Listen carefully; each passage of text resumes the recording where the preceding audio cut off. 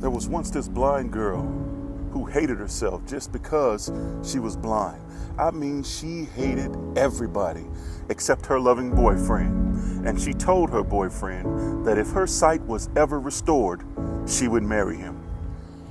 One day, by God's amazing grace, someone had donated their eyes to her. So her boyfriend asked, "Now that you can see the world, my love, will you marry me?" The girl was shocked when she opened her eyes to find that her boyfriend was blind too. So she refused to marry him, and the young man walked away in tears. And a few days later, he wrote a letter saying, "Whatever you do, my love, just take care of my eyes." See, this is how the human brain changes when status changes.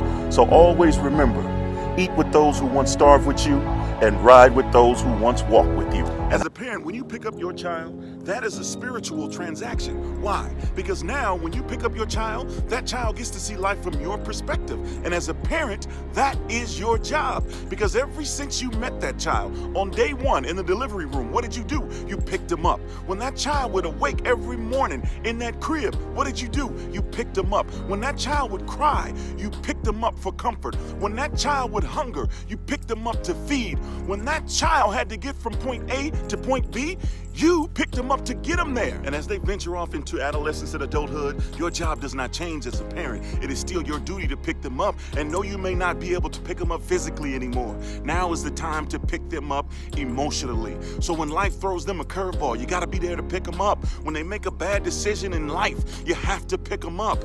When their goals are high and self-esteem may be a little low, you have to pick them up. And even as an adult, even more so, that pickup is still a spiritual transaction. So welcome to eternity. Pick your kids up. Pick them up. There was a man who walked the same route home to work every day. And on that route, he would pass a house that was guarded by a pit bull. And because of that pit bull's aggression in the form of a loud bark, this man had developed a self-imposed fear of the dog. So every day as he approached the house, he would build up this feeling of anxiety because he knew deep down inside that the dog would bark and oftentimes chase the man. So on this one day in particular, the dog began to bark and chase the man.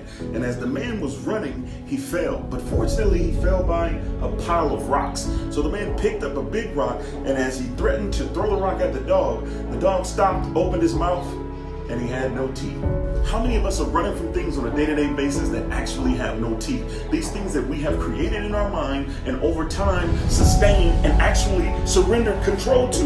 At some point, you're going to have to embrace your fears, because if you don't, they will only persist. Wherever you go, there they are.